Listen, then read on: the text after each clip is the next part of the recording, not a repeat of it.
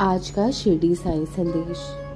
मेरे बच्चे, जिस रास्ते पर तुम चल रहे हो वहाँ अभी अंधेरा है, परेशानियां हैं, लेकिन यह रास्ता तुम्हें उस रोशनी की ओर ले जाएगा जहाँ तुम्हारा नया प्रारंभ इंतजार कर रहा है। तुम चिंता मत करो, जो तुम्हारे भाग्य में है वह तुम्हें समय पर अवश्य मिलेगा। और अगर तुम किसी नई नौकरी की तलाश में हो तो यह जान लो कि वह नौकरी तुम्हारे कदमों की ओर बढ़ रही है।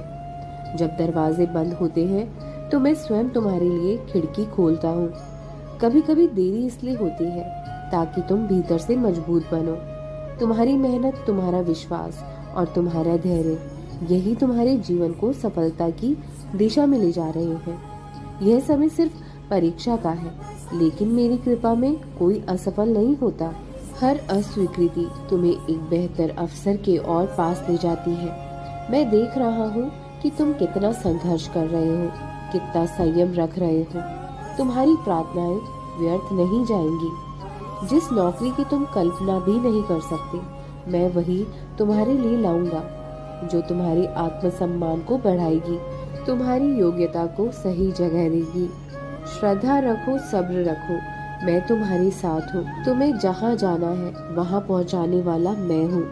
जिस नौकरी के लिए तुम्हारा नाम लिखा है वह तुम्हारे पास आएगी। तब तक मन को शांत रखो, प्रयास करते रहो और हर दिन मेरा नाम लेते रहो। नई नौकरी केवल एक लक्ष्य नहीं है, यह मेरी योजना का ही हिस्सा है, तुम्हारे उज्जवल भविष्य के लिए। मेरे प्यारे बच्चे, इस संसार में कुछ भी संयोगवश नहीं होता।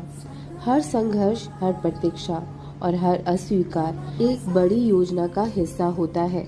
मेरी योजना का, जो तुम्हारे कल को संवारने के लिए बनी है। तुम अभी जिस स्थिति में हो वह तुम्हें थका सकती है, तोड़ सकती है, लेकिन यह वही समय है जहां तुम्हारा सबसे बड़ा चमत्कार जन्म लेता है।